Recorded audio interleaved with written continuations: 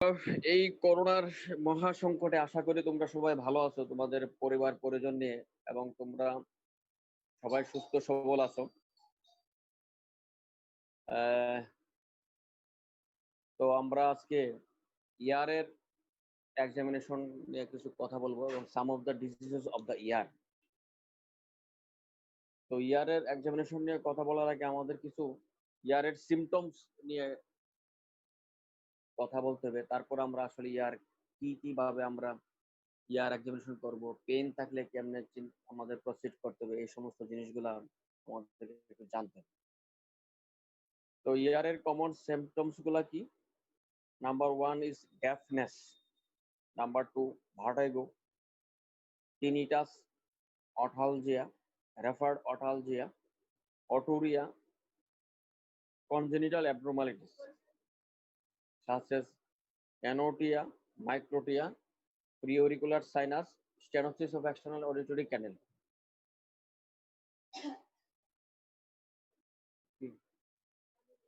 ওই বাস্কুলার ইয়ার ভিতরে ড্রায়ারে প্রিরিকুইজিটস। আমাদের যে কোনো ইএনটির এক্সামিনেশন করার জন্য আমাদের কিছু স্পেশাল জিনিস লাগে। মেডিসিন এবং সার্জারিতে সাধারণত আমরা পেশেন্টগুলা বেডে গিয়ে দেখি। একটা পেশেন্ট বেডে শুয়ে আছে, আমরা তার বেডের ডান পাশে গিয়ে তার কাছে গ্রিটিং করি, তারপর তার সাথে কথাবার্তা বলে আমরা এক্সামিনেশন শুরু করি। কিন্তু আমাদের এখানে রোগীর বেডে বেডে গিয়ে এক্সামিনেশন করার কোনো সুযোগ নেই। আমাদের কিছু স্পেশাল অ্যারেঞ্জমেন্ট লাগে ইএনটি এক্সামিনেশনের জন্য। এরকম ইনস্ট্রুমেন্ট ট্রলি একটা, headlight, otoscope, revolving stool, position of the patient and the examiner. এখানে যে হেডলাইট একটা জিনিস আছে, এটা সাধারণত বিভিন্ন ধরনের আছে, মডার্ন কিছু আছে। ইউজুয়ালি এটার একটা পয়েন্ট থাকে, কারেন্ট সোর্সের সাথে এটা সম্পর্কযুক্ত। এই জন্য ENT set up for examination of পেশেন্টের জন্য একটা কোশ্চেন থাকে। এটা হলো একটা, যে রুমে প্রথম ইএনটি রোগীগুলো আসবে, এখানে এই জিনিসগুলা থাকবে, কারণ রোগীকে মুখোমুখি বসে তোমাকে এক্সামিনেশন করতে হয়। রোগীর বেডে সবকিছু এরকম ভাবে করা যাবে না।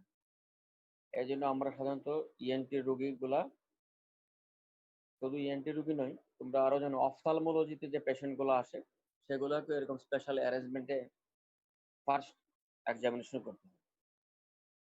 ইনস্ট্রুমেন্ট ট্রলি লাগবে, হেডলাইট লাগবে, অটোস্কোপ, রিভলভিং স্টুল। এই যে দেখো এখানে একটা পিকচার দেখা যাচ্ছে বাম পাশে, এটা একটা হেডলাইট দেখা যাচ্ছে ছবিটা। হ্যালো? জি স্যার, দেখা যাচ্ছে। হ্যাঁ, এই যে এটা একটা হেডলাইট, আর পাশে ডান পাশের যে ছবিটা এটা একটা অটোস্কোপ। এটাতে আমরা এক্সটার্নাল অডিটরি ক্যানেল, টিম্প্যানিক মেমব্রেন, এগুলা ভালোভাবে ম্যাগনিফাইড ওয়েতে মানে ভিজুয়ালাইজ করার জন্য এটা ব্যবহার করা হয়। অফথালমোলজিতে আছে না অফথালমোস্কোপ? আছে, নাম শুনছো? জি স্যার। হ্যাঁ, মেডিসিন ওয়ার্ডেও এটা খুবই ব্যবহার করা হয়। যে যে সমস্ত পেশেন্টদের হাইপার টেনশন আছে, ডায়াবেটিস আছে, তাদের হাইপারটেনসিভ অথবা ডায়াবেটিক অফথালমোপ্যাথি আছে কিনা এটা দেখার জন্য, অথবা বিভিন্ন পেশেন্টের তাদের ইন্টারক্রেনিয়াল কোনো কমপ্লিকেশন আছে, যে আমরা ফান্ডোস্কোপ করে দেখা হয় আর কি। যে এখানে অনেক কিছু বোঝা যায়, ইন্টারক্রেনিয়াল প্রেশার এগুলা রেজ আছে কি। আমাদের হচ্ছে অটোস্কোপ। তো ইএনটি এক্সামিনেশনে যখন তোমাদের পরীক্ষায় তোমরা পরীক্ষা দিতে আসবা, তবে মনে রাখবা তোমাকে এই হেডলাইট অবশ্যই পরিধান করতে হবে। হেডলাইট পরিধান করা ছাড়া যে ইএনটি রোগী এক্সামিনেশন শুরু করবে সে ওই বার পাস করবে না। সোজা কথা, কি বলতে বুঝছো? হ্যাঁ, জি এটা স্যার। হলো তোমাকে মনে করো পরীক্ষার হলে আসার জন্য তুমি যেরকম শার্ট প্যান্ট পরে ভালো করে একটা লোক নিয়ে আসে, অ্যাপ্রন পরো, সবকিছু পরে ক্লাসে ঢুকো, এই হেডলাইট হচ্ছে আমাদের একটা অন্যতম গুরুত্বপূর্ণ অনুষঙ্গ। প্রথমে রোগীর সাথে তোমার পরিচয় দিয়ে রোগী বসবে, তুমি বসবা, তারপরে তোমাকে হেডলাইটটা মাথায় অবশ্যই পরিধান করতে হবে। মনে করবে এটা একটা মুকুট, তুমি একজন রাজা, অথবা মেয়েদের ক্ষেত্রে তুমি একজন রানী। রাজা এবং রানীর মুকুট হচ্ছে আসল জিনিস। মুকুট ছাড়া রাজা এবং রানী সাধারণ জনগণের মতোই, প্রজাদের মতোই, তার আইডেন্টিটি নির্ভর করে এই মুকুটের উপর। তো আমাদের ইএনটি এক্সামিনেশনে তোমাকে অবশ্যই এই মুকুট পরিধান করতে হবে। সাধারণত নেকের এক্সামিনেশনের ক্ষেত্রে অনেক সময় লাগে না, তবে তুমি অবশ্যই মুকুট পরিধান করবে। স্যার যদি বলে না এটা ঠিক আছে, হেডলাইট দরকার নাই, সেক্ষেত্রে তুমি হেডলাইট খুলে রাখবা। কথাটা বোঝা গেছে সবার? স্যার যদি এরকম যে থাইরয়েড গ্ল্যান্ড এনলার্জমেন্ট বা এরকম সোয়েলিং থাকে, দেন তখনও কি আমরা ফার্স্টে হেডলাইট করব? হ্যাঁ, হেডলাইট করবে, কারণ তুমি তো থাইরয়েড গ্ল্যান্ড হলে ফার্স্ট সাথে তুমি from in front of the patient তুমি এক্সামিনেশন করতেছো। তো লাইটটা যদি তুমি তার নেকে ভালো খেলো, তাহলে এটা আরো একটু ভালো করে দেখা যাবে এখানে কোনো স্কার মার্ক এরকম আছে কিনা। তখন স্যার বলবো যে না এই হেডলাইট দরকার নেই, তখন তুমি হেডলাইট খুলে ফেলবা। তোমাদের কাজ হলো ইএনটির যে কোনো পেশেন্ট হোক, তোমাকে হেডলাইট পড়তে হবে। স্যার যখন অন্য ইনস্ট্রাকশন দেবে তখন সেটা তুমি কি ফলো করবে, মনে থাকবে? জি স্যার। এবং এবং তোমাদের নিজেদের একটা দায়িত্ব থাকবে। সাধারণত পরীক্ষায় যে রুমে দুজন করে ঢুকানো হয়, একজন যে শর্ট কেসের মানে লং ভাইবা দেয়, আর একজন যে কেস দেখে। হুম। তো তোমার আগে যে যাবে, তোমার দায়িত্ব কিন্তু তাকে বলা এই হেডলাইট করবি, কিন্তু এটা তাকে স্মরণ করে দেওয়া। কারণ হলো সে যদি মনে করো হেডলাইট ব্যবহার না করে, সে তো ফেল করবেই। তোর স্যারদের তোমাদের এই ব্যাচটা মানে আজকে যারা পরীক্ষা দিতে আসো তাদের সম্বন্ধে একটা নেগেটিভ ধারণা থাকবে, ওরা মনে হয় ক্লাস টাস কিছু করে নেয়। তখন দেখবা তুমি হেডলাইট পড়লেও হ্যাঁ তোমার এরকম কিছু কোশ্চেন টোশ্চেন করে বসছে, তোমার জন্যই খারাপ হয়ে গেছে। অতএব নিজের ভালোর জন্য তোমার আগের জনকে এটা স্মরণ করে দিতে হবে। তো আমরা আসি ইএনটি এক্সামিনেশনে, ইয়ারের এক্সামিনেশনে আমরা কি কি দেখব? প্রথমে দেখতে হবে পিনা, এটা আমাদের। তারপরে inspection of the external meatus by inserting the otoscope। আমরা স্কিন দেখব, ডিসচার্জ দেখব, ওয়াক্স আছে কিনা, ক্যালিভারের কি অবস্থা, মাস্টার ডিজনে টেন্ডারনেস আছে কিনা, তার কোনো লিম্ফ প্যাথি আছে কিনা, সে কি কোনো হিয়ারিং এইড ব্যবহার করতেছে কিনা, এই সমস্ত জিনিসগুলো আমরা দেখবো। এবং সিমেট্রিক্যালি সাধারণত দেখতে হয় দুই কান, হ্যাঁ দুই কান দেখতে হয়। তো অটোস্কোপি করার জন্য প্রথমে আমরা অটোস্কোপ ব্যবহার করব না, আমরা হেডলাইট দিয়ে দেখবো। অটোস্কোপ করার জন্য তোমরা জানো যে আমাদের এক্সটার্নাল অডিটরি ক্যানেলের দুইটা পার্ট, একটা কার্টিলেজিনাস পার্ট, একটা বডি পার্ট। এবং এটা এক্সটার্নাল অডিটরি ক্যানেলটা এস শেপেড, তো এটাকে সোজা করতে হয়, না হলে ঠিক মতো ভেতর দেখা যাবে না। এজন্য ইন অ্যাডাল্ট যে পিনাটাকে হোল্ড করতে হবে। কিভাবে? থাম্ব এবং ইন্ডেক্স ফিঙ্গার দিয়ে ধরে আমরা আপওয়ার্ডস, ব্যাকওয়ার্ডস এবং ল্যাটারালি এটাকে পুল করব। দেখো এখানে একটা ছবি দেওয়া আছে, একটা লোকের একটা পেশেন্টের ডান কানটা ধরছে। The pinna of the ear to be examined is held firmly and gently pulled upwards, backwards to straighten the canal, causing the hand not holding the otoscope। এটা পড়ে কিভাবে করবো আমরা পিনাটাকে থাম্ব এবং ইন্ডেক্স ফিঙ্গারটা ধরে আপওয়ার্ডস, ব্যাকওয়ার্ডস এন্ড ল্যাটারালি এটাকে পুল করব in case of adult. তাহলে আমাদের কার্টিলেজিনাস পার্টটা অনেকটা স্ট্রেটেন্ড হবে। বনি পার্ট তো আর আমরা স্ট্রেট করতে পারবো না। তখন আমাদের external auditory canal, tympanic membrane এটা well visualized হয়। আর in case of children,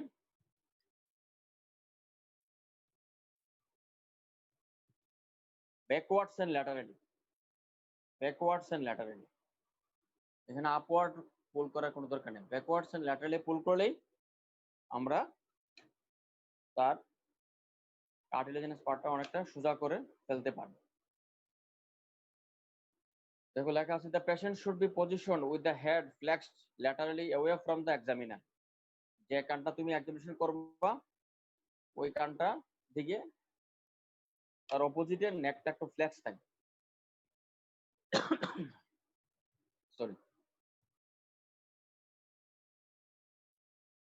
তারপরে দেখো যে অটোস্কোপটা কিভাবে ধরবা। অটোস্কোপ ধরতে হয় প্যান হোল্ডিং টেকনিকে। তবে মনে রাখো আমরা তোমাদেরকে পরীক্ষার হলে অটোস্কোপটা দেব না, ঠিক আছে? কথা বুঝছো? হ্যালো? জি স্যার। হ্যাঁ, কারণ হলো এই ফার্স্ট জীবনে প্রথমেই তুমি চট করে এই অটোস্কোপটা ব্যবহার করতে পারবে না, কারণ পেশেন্ট ব্যথা পাইতে পারে। আমরা ওরাল স্পেকুলাম দেব। ওরাল স্পেকুলাম ওই তোমরা ওইভাবে পিনাটাকে পুল করে oral speculum gently external auditory ক্যানেলের ভিতরে ঢোকাতে হবে।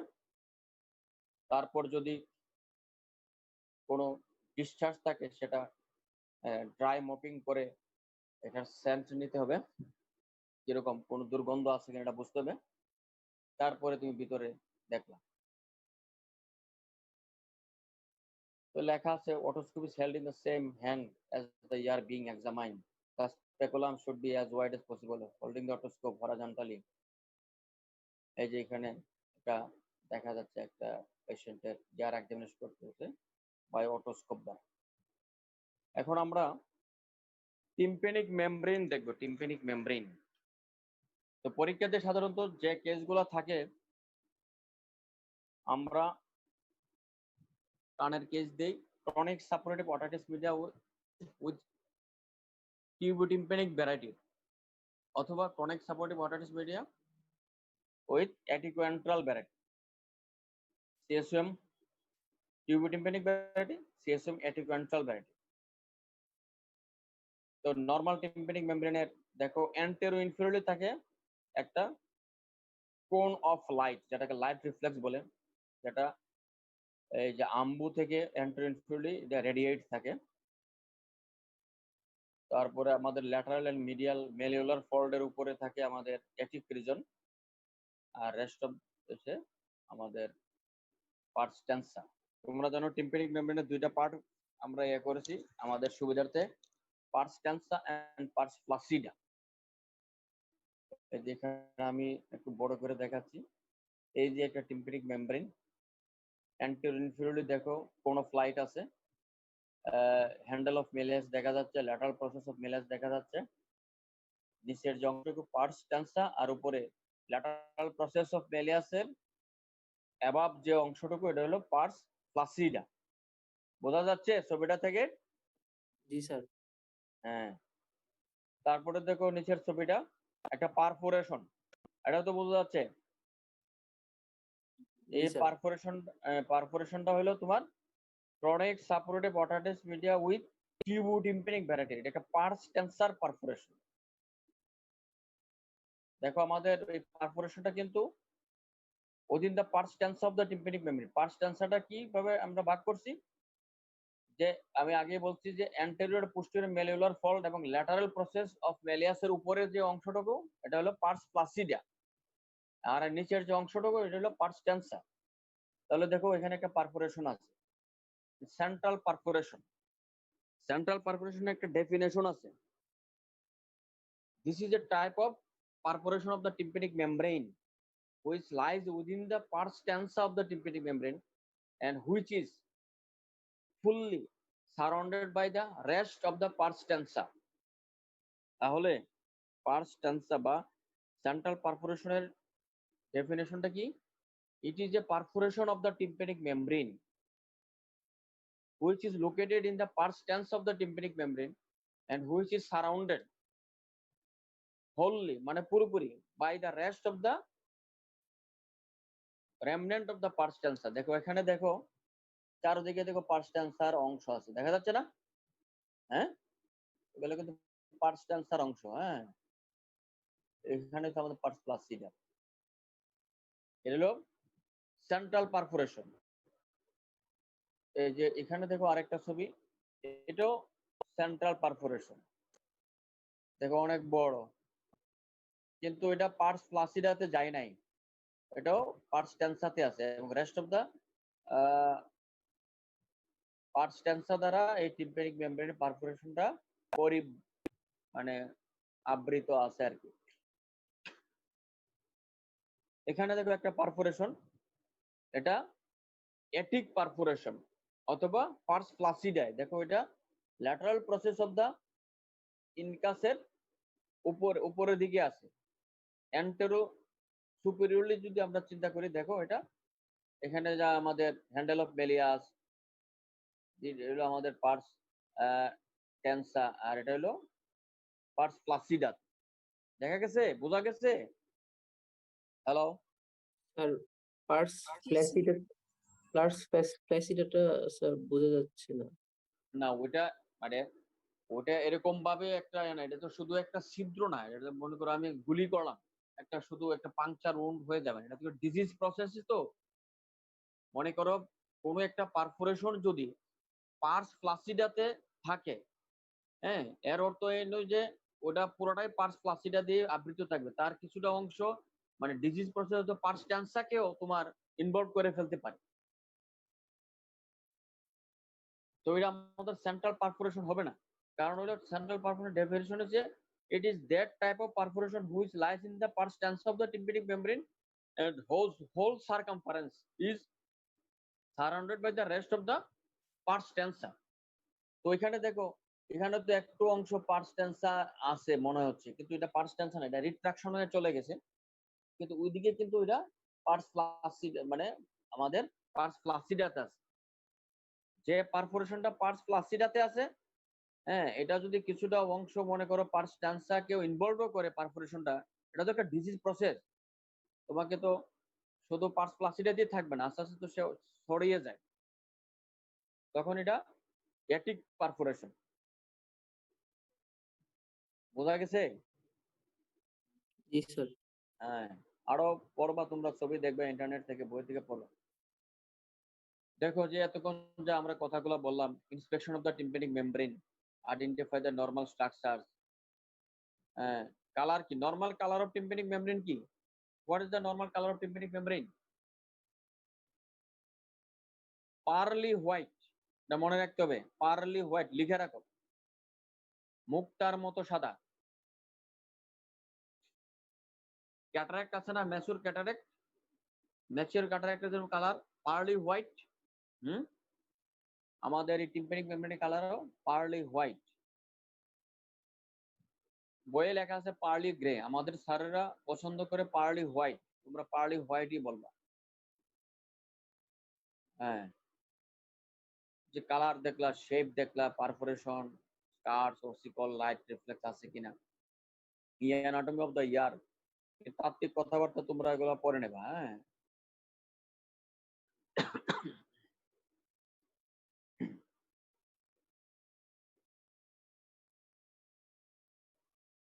তো টিম্প্যানিক, আমরা যখন একটা পেশেন্টকে তোমাদেরকে পরীক্ষায় এক্সামিনেশন করতে দেব, তোমাদেরকে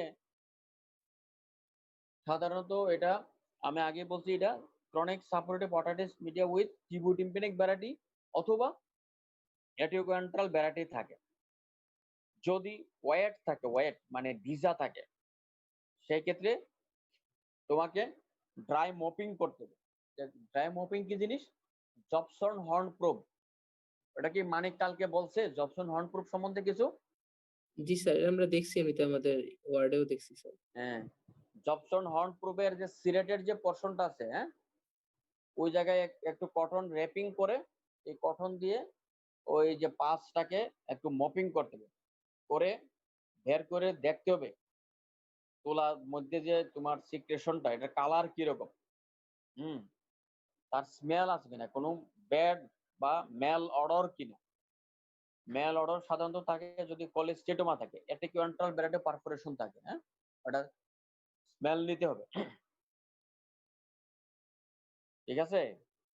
আর তোমরা পরীক্ষায় বলবা যে পেশেন্টটার, মনে করো তোমার একটা কেস পড়ছে chronic suppurative otitis media tympanic variety of right ear, এভাবে বলতে হবে, কিন্তু ইয়ার কিন্তু দুইটা, রাইট আর লেফট।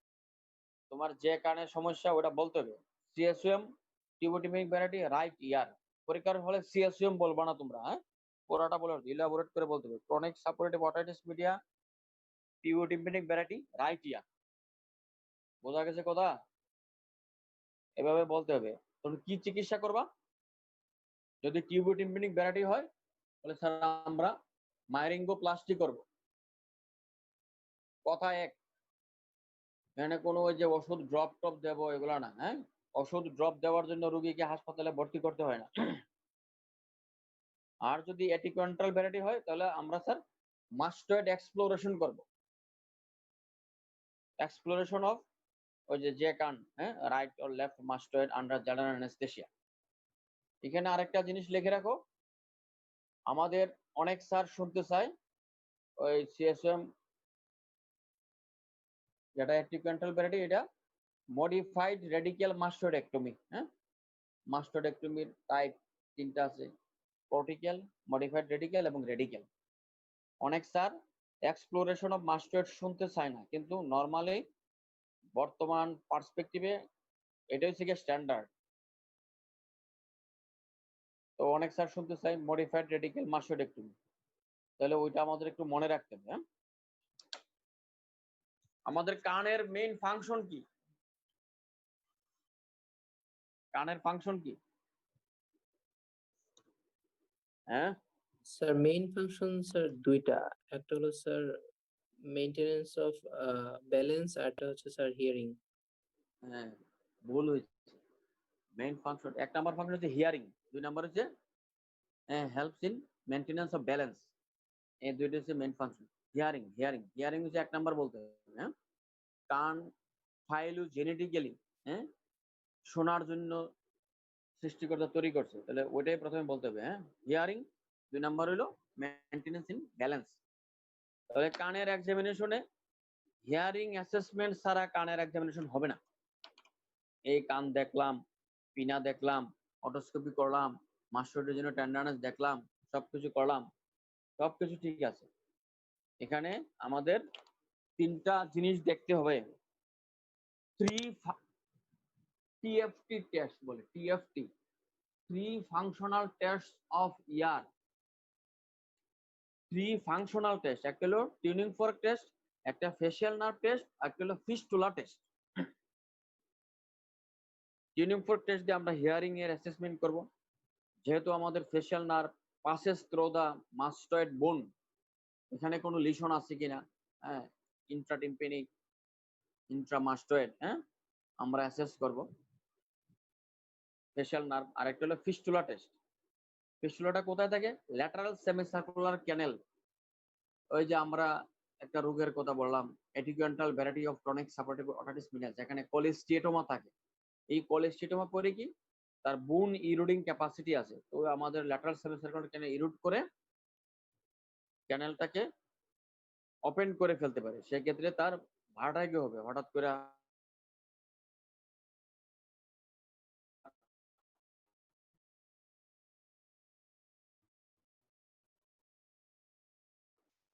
প্রথম কাজ করতে tuning fork test. Tuning fork test করার জন্য আমাদের টিউনিং ফর্ক লাগবে। টিউনিং ফর্ক বিভিন্ন হার্জের আছে, 256, 512, 1024, হ্যাঁ, আমরা 512 যেটা হার্জ এটা ব্যবহার করব। টিউনিং ফর্কটা ভাইব্রেট করব। ভাইব্রেট করব কোথায়?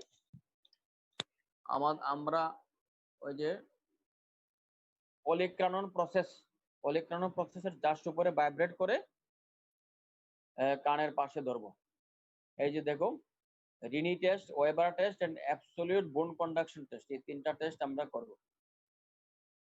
দেখো রিনি টেস্টে কি করা হয়েছে, একটা ভাইব্রেটিং টিউনিং ফর্ককে এক্সটার্নাল অডিটরি ক্যানেলের লেভেলে ধরা হয়েছে।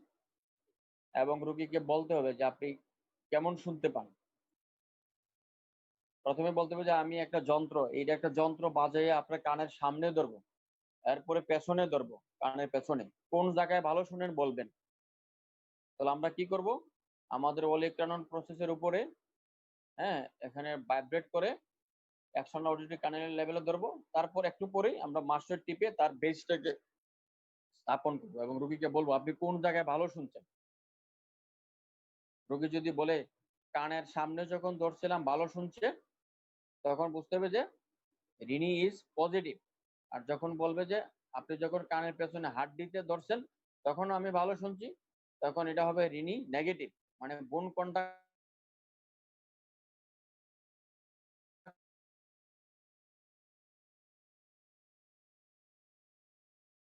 যে সমস্ত ইয়াতে আছে সেখানে রিনি পজিটিভ নেগেটিভ থাকে, এবং নর্মাল ইয়ারে এবং সেন্সোরিয়াল ডেফনেসে রিনি থাকবে পজিটিভ। তারপর দেখো ওই ওয়াইবার টেস্ট, ওই ভাইব্রেটিং টিউনিং ফর্কটাকে আমরা ভার্টেক্সে অথবা ফোরহেডে স্থাপন করব এবং রোগীকে বলবো আপনি কোন কানে ভালো শুনেন সেটা বলেন। নর্মালি একটা পেশেন্ট অথবা যার সেন্সরি নিউরাল ডেফনেস আছে একই রকম দুই কানে, সে ভার্টেক্সে শুনবে অথবা দুই কানে একই রকম শুনবে। আর যার কন্ডাক্টিভ টাইপ অফ ডেফ, তাহলে ভাইব্রেটিং টিউনিং ফর্কটাকে আমরা ভার্টেক্সে অথবা ফোরহেডে স্থাপন করব। আর এবিসিতে কি আমরা এক্সটার্নাল অডিটরি ক্যানেলটাতে তোমার ক্লোজ করে ওই টিউনিং ফর্কটাকে ভাইব্রেট করে মাস্টার টিপে রাখবো। তো পেশেন্ট তো শুনতে থাকবে, যখন সে শুনবে না তখন সে হাত তুলবে, তখন আমি এটা আমার এই যে মাস্টার টিপে প্লেস করব। যদি আমিও না শুনি তাহলে এবিসি ইজ ইকুয়াল, আর যদি আমি শুনি তাহলে ABC is reduced in right or left ear, যে কান করতেছে এটা। এটা তোমাদের করতে হবে বইয়ের থেকে, এটা পড়তে হবে তোমরা একটু। আমি ভিডিও ডাউনলোড করতে পারি নাই, তোমাদেরকে দেখাতে পারতেছি না, দেখাইলে ভালো হতো। তোমরা এটা একটু বই থেকে ভালো করে পড়ে নিজেরা নিজেরা একজনের উপরে একজন এটা এক্সামিনেশন করতে হবে। তারপরে ফেশিয়াল নার্ভ এক্সামিনেশন। ফেশিয়াল নার্ভের আমরা জানি terminal branches of facial nerve পাঁচটা, temporal, zygomatic, buccal, marginal, mandibular and cervical. এইগুলো আমরা টেস্ট করব। পেশেন্টকে বলবো যে আপনি কপাল কুঁচকান বা ছাদের দিকে তাকান, সে আমার দিকে মাথা না ব্যান্ড করেন, সে নেক না এক্সটেন্ড করে উপরের দিকে তাকাবে। আর জোরে চোখ বন্ধ করেন, তুমি খোলার চেষ্টা করবা, গাল ফোলাতে হবে, দাঁত দেখাতে বলবে। আর একটু সার্ভাইকালটা দেখার জন্য একটু ওই যে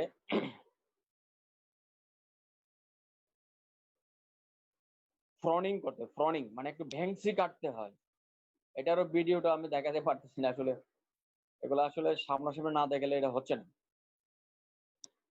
আর হলো ফিস্টুলা টেস্ট। ফিস্টুলা টেস্ট আমরা তোমাদেরকে পরীক্ষায় করতে দেব না, তবে এটা মনে রাখো এটা একটা ফাংশনাল টেস্ট অফ ইয়ার এর মধ্যে পড়ে। এটা ফিস্টুলা টেস্ট বলে। কোথায় ফিস্টুলা স্যার জানতে চাইবে, স্যার বলবো যে তখন তোমাদের ল্যাটারাল সেমি সার্কুলার ক্যানেলে স্যার ফিস্টুলা হয়। যদি কোনো একটা রোগীর সিএসএম অ্যাটিকুয়েন্টাল ব্যারাটি থাকে, সেই সিএসএম এ যেটাতে কোলেস্টেটম, আমাদের কোলেস্টেটমার বোন ইরোডিং ক্যাপাসিটির কারণে সে ল্যাটারাল সেমি সার্কুলার ক্যানেল, যে বুনি ক্যানেল আমরা জানি আমাদের যে ইনার ইয়ারের দুইটা পার্ট আছে, একটা হলো গিয়া মেমব্রানাস ল্যাবিরিন্থ আর একটা বুনি ল্যাবিরিন্থ। তো বুনি ল্যাবিরিন্থটাকে সে ইরোড করে, ইউজুয়ালি করে কি ল্যাটারাল সেমি সার্কুলার ক্যানেলটাকে ইরোড করে মেমব্রানাস ল্যাবিরিন্থটাকে expose to the external environment করে ফেলে। সেই ক্ষেত্রে বাইরের ঠান্ডা বাতাস বা প্রেসার যদি দেই আমরা, তখন এটাকে স্টিমুলাস করে, তখন পেশেন্টের ভার্টাইগো হয়। কথাটা বোঝা গেছে? এটা ফিস্টুলার টেস্ট তোমাদেরকে করতে দেবো না, তবে তোমরা এটা মনে রাখবা, এটা একটা functional test of the ear. তবে ফিস্টুলাটা কোথায় হয়? ল্যাটারাল সেমি সার্কুলার ক্যানেলে। কিসে হয়? তখন বলতে হবে sir CSM with atticoantral variety, যেখানে স্যার কোলেস্টেটমা থাকে, সেই ক্ষেত্রে স্যার এই ফিস্টুলাটা হতে পারে। এখন আসো সাম common disease condition of the ইয়ার।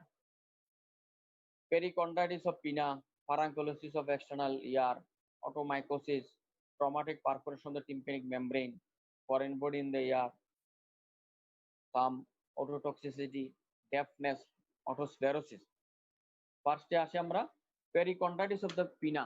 তোমরা দেখো এই ছবিতে দুইটা পিনার ছবি দেওয়া আছে, দুইটা পিনাই তোমার রেডেন ইডিমেটাস দেখা যাচ্ছে না? হ্যালো হ্যালো, জি স্যার, দেখা যাচ্ছে। হ্যাঁ এই যে দেখো পিনাটা সৌলেন হয়ে আছে, ইডিমেটাস, হ্যাঁ রেডেন, এবং এটা দেখো আরো বেশি কনস্পিকাস। এগুলা হলো পেরিকন্ডাইটিস অফ দ্য পিনা। হ্যাঁ, আমাদের পিনা যে কার্টিলেজিনাস একটা মোল্ড দিয়ে তৈরি, তার একটা পেরিকন্ড্রিয়াল একটা লেয়ার আছে, ওইটায় যখন ইনফ্লামেশন হয় তখন এরকম একটা ঘটনা ঘটে। সাধারণত যদি আমাদের এক্সটার্নাল ইয়ারে কোনো স্ক্র্যাচ হয়, কোনো অ্যাব্রেশন হয়, তখন এখান থেকে ইনফেকশন কন্ট্রোল না হলে তখন এই পরিস্থিতি দাঁড়ায়। এর চিকিৎসা কি? এরকম একটা পেশেন্টকে must he or she should undergo hospitalisation, তাকে অবশ্যই হাসপাতালে ভর্তি করতে হবে। আমরা ইনসিশন এবং ড্রেনেজ দেব, দিয়ে সব যে পাস আছে এগুলা বের করব এবং কিউরেট করব। কিউরেট ডিভাইটালাইজ যত ধরনের টিস্যু আছে সব কিউরেট করে ফেলে দেব। তাহলে after hospitalisation under local anaesthesia, অথবা যদি বাচ্চা হয় বা অ্যাডাল্টের ক্ষেত্রে যদি সে সহ্য করতে না পারে, সেক্ষেত্রে আমরা জেনারেল অ্যানেস্থেসিয়া দিয়ে ইনসিশন ড্রেনেজ করব, সব পাস বের করব। Pus should be sent for culture and sensitivity, এবং কিউরেটাইজ করতে হবে সব ডেড টিস্যুকে। এবং এখানে সাধারণত কানের পেরিকন্ডাইটিস হয় সিউডোমোনাস দ্বারা, যাদের তোমার একটু ইমিউনি কম্প্রোমাইজড আছে, ডায়াবেটিক পেশেন্ট অথবা আরো কোমরবিডিটি আছে, তাদের সাধারণত এটা হয়, বা যে কোনো মানুষের হতে পারে। তাহলে সিউডোমোনাসের এগেইনস্টে আমাদের ড্রাগ অফ চয়েস হলো সেফটাজিডিন, সিপ্রোফ্লক্সাসিন, জ্যান্টামাইসিন। এগুলো আমরা ইনজেক্টেবল দেব, ইনজেক্টেবল। হ্যাঁ, যেহেতু কার্টিলেজ ইনভলভ করে বোন এবং কার্টিলেজে, ciprofloxacin is a good drug. তাহলে আমরা ইনজেকশন সেফটাজিডিন এবং ইনজেকশন সিপ্রোফ্লক্সাসিন দেব। যেহেতু ব্যথা থাকে, ব্যথা খুবই পেইনফুল, সেক্ষেত্রে আমাদের অ্যানালজেসিক দিতে হবে। যেখানে তুমি ইনজেক্টেবল দিচ্ছ, ব্যথার ওষুধ দিচ্ছ, তাকে তোমাকে প্রোটন পাম্প ইনহিবিটর অথবা H2 ব্লকার দিতে হবে। রেগুলার ড্রেসিং করতে হবে। বোঝা গেছে? হ্যালো, জি স্যার। হ্যাঁ, এবং এই পেরিকন্ডাইটিসের একটা কমপ্লিকেশন আছে কিন্তু। হ্যাঁ, এটা যদি যথাযথভাবে চিকিৎসা না করা হয় আর পেশেন্ট যদি খুব লেটলি প্রেজেন্ট করে, তখন কলিফ্লাওয়ার ডিফর্মিটি অফ এক্সটার্নাল ইয়ার হয়। আমরা প্রায়ই পাই আমাদের দেশে। এখনো যে আমাদের এটা, মেয়েরা কিছু মনে করো না, যে অনেক মেয়ে আছে কানে অনেক অর্নামেন্ট করে, হ্যাঁ ইয়ার লবিলে পরে, তারপর পিনা এমন সাজায় সাজায় 5-6টা ইয়ার রিং করে স্টাইল। তো বিউটি পার্লারে গিয়ে সাধারণত ওরা এগুলা করে, কিন্তু বিউটি পার্লারে তো আর জানে না কোথায় কি করতে হবে। এরা ওই মেশিন আছে স্ট্যাপলারের মতো, ফুটফুট করে কতগুলা ছিদ্র করে অর্নামেন্ট পরাই দেয় কাঠে লেগে। আর তখনই এটা হয় যে তার কানের বিউটিফিকেশনের জন্য অনেকগুলো ইয়ার রিং পরে মানুষকে দেখাতে চাইছিল যে আমি অনেকগুলো মানে কানের ইয়ার রিং পরছি। তারপর তার কানের এই অবস্থা হয়, তখন তাকে কান সদা সর্বদা, হ্যাঁ, স্কার্ফের নিচে ঢাকা রাখতে, তার কান আর কাউকে দেখানোর মতো কোনো সুযোগ থাকে না। বোঝা গেছে? বিউটি পার্লারে গিয়ে তোমরা যারা কানে এখনো কোনো ইয়াররিং পরার জন্য কোনো ইয়ার পিয়ার্সিং করো নাই, তারা বিউটি পার্লারে যাবে না। হ্যাঁ, ওটা ইএনটি সার্জনদের কাছে যাইতে হবে, ওরা জানে কোথায় এটা করতে হয়। তারপরে আসো ফারাঙ্কোলোসিস অফ এক্সটার্নাল ইয়ার। ফারাঙ্কোলোসিসটা কি? Staphylococcal infection of the hair follicle with perifollicular adenitis of the cartilaginous portion of external ear canal. হ্যাঁ, ফারাঙ্কুলোসিস অফ এক্সটার্নাল ইয়ার বলতে আমরা বুঝি যেটা কার্টিলেজিনাস পোরশন অফ এক্সটার্নাল ইয়ার ক্যানেলে যেটা হবে স্টাফিলোকক্কাল ইনফেকশন। এটা এই যে দেখুন হেয়ার ফলিকল দেখা যাচ্ছে এখানে একটা, হ্যাঁ, ছোট একটা অ্যাবসেসের মতো, বোঝা যাচ্ছে? জি স্যার, বোঝা যাচ্ছে। এই কারণে দেখো একটু একটু এই ছবিটা একটু ইনকনস্পিকাস, একটু সোয়েলিং বোঝা যাচ্ছে। হ্যাঁ, এখানে খুব পেন থাকবে, এক্সক্রুশিয়েটিং পেন। আরেকটা দেখো লেখা আছে ট্র্যাগাল সাইন পজিটিভ। ট্র্যাগাল সাইনটা কি? ট্র্যাগাল সাইনটা হলো ওই যে দেখো ট্র্যাগাস দেখা যাচ্ছে, ওই যে লোক যিনি ডাক্তার হয়তো তার থামটা ডিরেক্ট করে আছে ট্র্যাগাস। তোমরা তো জানো আমাদের ট্র্যাগাস কোনটা, হ্যাঁ? ট্র্যাগাস চিনো না? জি স্যার। হ্যাঁ, ট্র্যাগাল সাইনটা কি?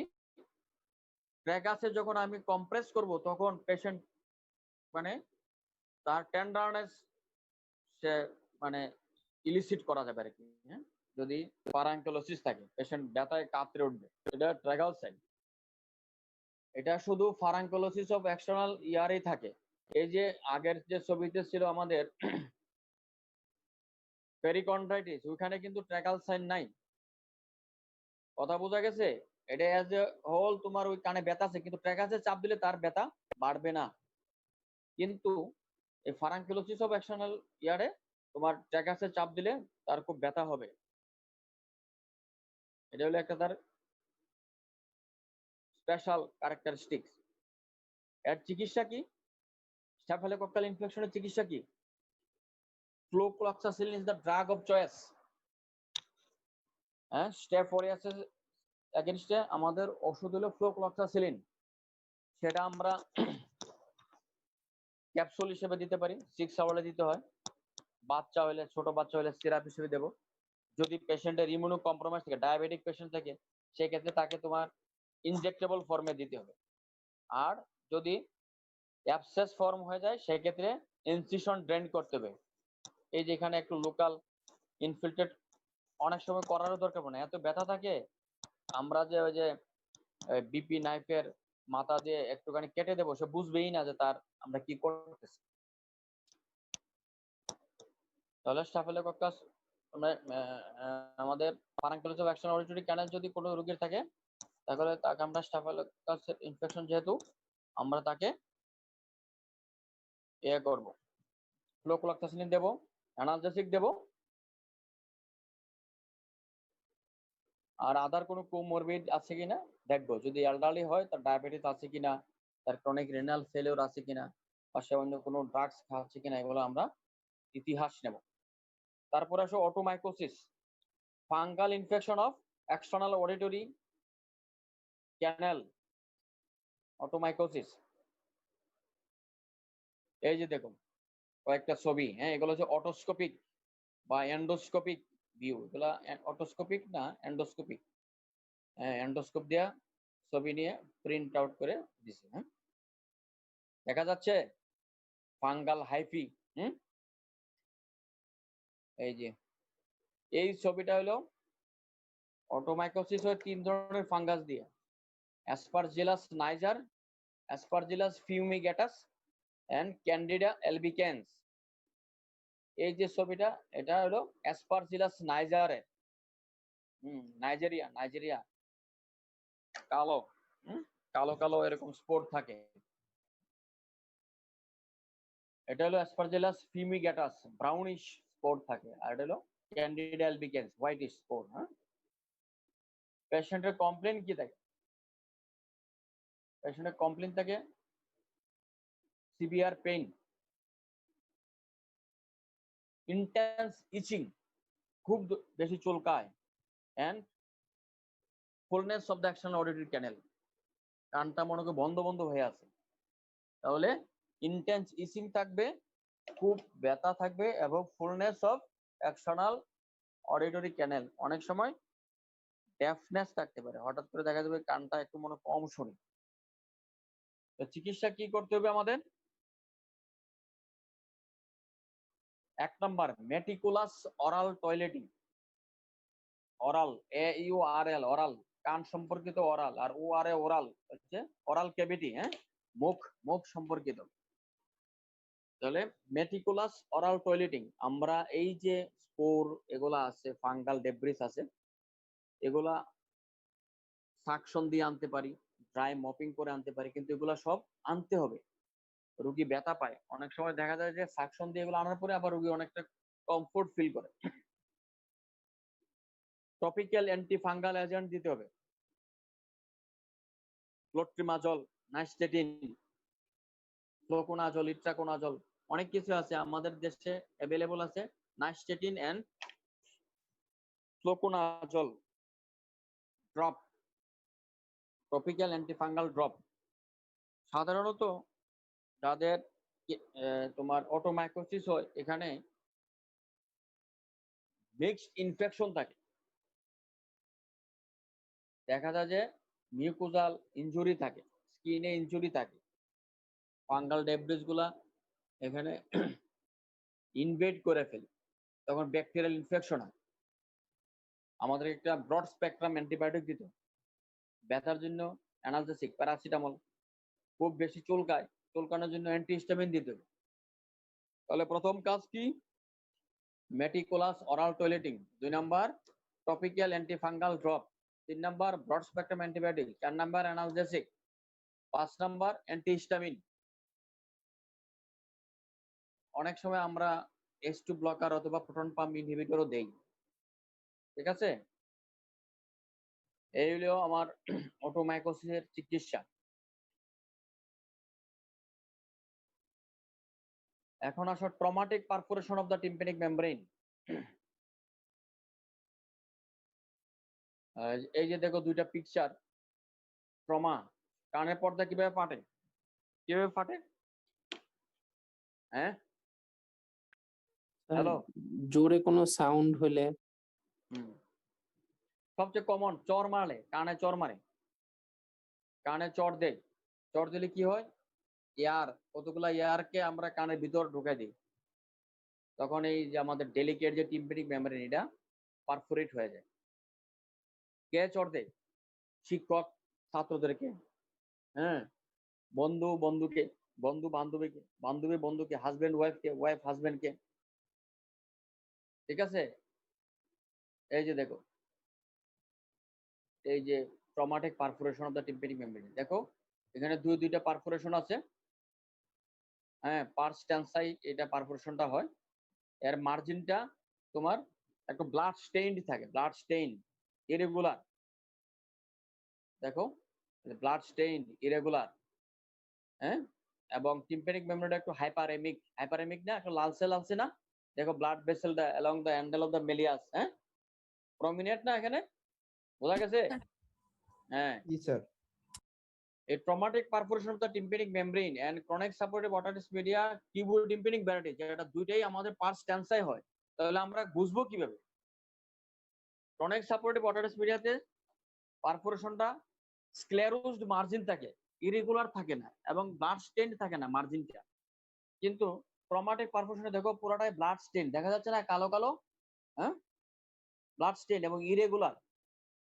এই যে দেখো ব্লাড স্টেইন, ইরেগুলার। আমরা যদি আগের ছবিতে একটু যাই,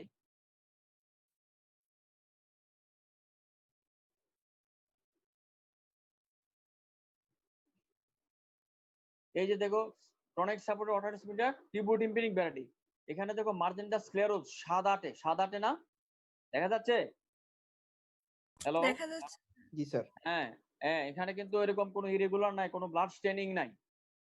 ওইটার সাথে ওইটার পার্থক্য হচ্ছে এটা, হ্যাঁ, এটা একটু মনে রাখতে হবে। পরীক্ষা বলবে যে তুমি যে বললা এটা সিএসএম উইথ টিউবোটিম্পানিক ব্যারিড, আমি যদি বলি এটা traumatic perforation of tympanic membrane, তোমার পক্ষে যুক্তি দাও। তুমি বলবো যে sir traumatic perforation of tympanic membrane sir একটা হিস্ট্রি থাকবে যে স্ল্যাপ ইনজুরি ওভার ইয়ার, অথবা একটা বম ব্লাস্ট ইনজুরি, হ্যাঁ, এরকম এরকম থাকবে, আর আমার যে পারফোরেশনটা এটা স্যার এরকম এরকম আছে।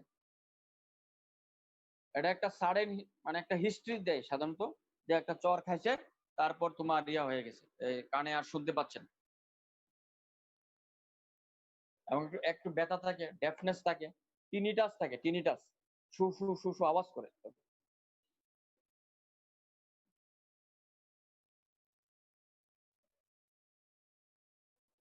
তো ম্যাক্সিমাম ক্ষেত্রে দেখা যায় যে কি রোগীরা যারা আমাদের কাছে আসে এর ইতিহাসটা সঠিক করে বলে না। মনে করো বন্ধু বান্ধবীকে চর মারলো, সে বলে না। হাজবেন্ড ওয়াইফকে চর মারলো, বলে না। বলে যে এরকম কান খুঁচাইতেছিলাম, হ্যাঁ, হঠাৎ করে ওই যে কটন বাটার লাগে কানে পর্দাটা ফাইটা গেছে। তো ট্রমাটিক পারফোরেশনের যে কথাটা আমি একটা বললাম, এটা তো তোমার একটা অ্যাসল্ট থেকে হতে পারে, এয়ার ব্লাস্ট, হ্যাঁ, ট্রমা, যেটা গেলে আমরা স্ল্যাপ ইনজুরি বলি অথবা বম ব্লাস্ট ইনজুরি বলি। আরো হতে পারে এই যে আমরা ওই যে কটন বার দিয়ে যখন কান খোঁচাতে থাকি হঠাৎ করে লেগে যেতে পারে, হ্যাঁ, দুর্ঘটনাবশত।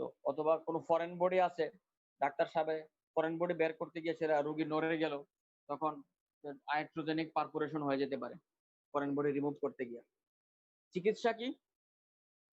হ্যাঁ, আমাদের আগে ছিল মেটিকুলাস অরাল টয়লেটিং, আর এখানে হবে 1 number strict non-interference in the affected ear. strict non-interference in the affected ear মানে যেখানে তোমার এই ঘটনাটা ঘটেছে এইখানে ওই কানে ডাক্তার সাহেব অথবা তুমি যার ঘটনা ঘটছে সে কিছুই করবে না। strict non-interference in the affected ear, আক্রান্ত কানে কিছু করা হবে না, করা যাবে না স্ট্রিক্টলি। তাহলে কি এমনি এমনি ভালো হয়ে যাবে? নো, এমনি এমনি কিছু হবে না, কিছু নিয়ম কানুন মানতে হবে। রাস্তা পার হতে যেরকম আমাদের ডাইনে বামে ডাইনে দেখে পার হতে হয়, বলে আমি তো পার হবই, যে গাড়ি চালায় সে আমাকে দেখতেছে না আমি একটা মানুষ, সে কেন গাড়ি থামাবে না, এরকম চিন্তা করলে হবে না, সে তোমাকে পিছিয়ে চলে যাবে। এজন্য আমাদের কিছু করতে হবে। আমরা তার যেখানে তার ট্রমা হয়েছে টিম্পানিক মেমব্রেনে ওইখানে আমরা কিছুই করব না, যে একটু ব্লাড আছে ব্লাডটা মুছে দেবে, নো, ওই ব্লাড মুছবো না। ওই ব্লাডটা তোমাকে এখানে হিলিং এর ক্ষেত্রে কাজ করবে।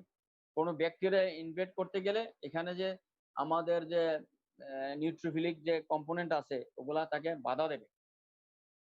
তাহলে আমরা কি করব? আক্রান্ত কানে তো কিছু করবো না, আমরা একটা ডিকনজেস্টেন্ট নেজাল ড্রপ দেব। কানে কানে কিছুই করব না, কিন্তু নাকে একটা ড্রপ দেব, দিয়ে কি করব আমরা, তার নাকে কোনো ব্লক আছে কিনা আমি জানি না, থাকুক আর না থাকুক, আমরা তার ইউস্টাশিয়ান টিউবের ফাংশনটাকে প্যাটেন্ট রাখবো। এজন্য ডিকনজেশন নেজাল ড্রপ দুই পাশেই দিতে হবে। নাকের ড্রপ কিন্তু এক পাশে দেওয়ার কোনো সুযোগ নাই। কানের ড্রপ দিতে হয় যে কানে কানের সমস্যা ওই কানে, আর নাকের ড্রপ দিতে হবে দুই পাশে।